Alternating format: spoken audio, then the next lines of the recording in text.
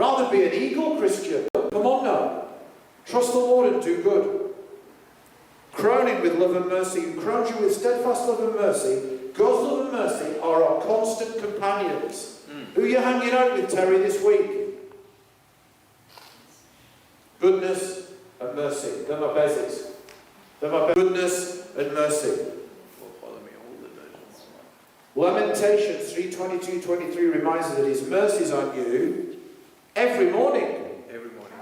Every morning. If you've had a bad day, the next morning is full of mercy. New mercy. Truckloads of mercy are coming to your house and your home and your door and your life. Amen. His mercy is new every morning. Don't bring tomorrow's heartaches into today.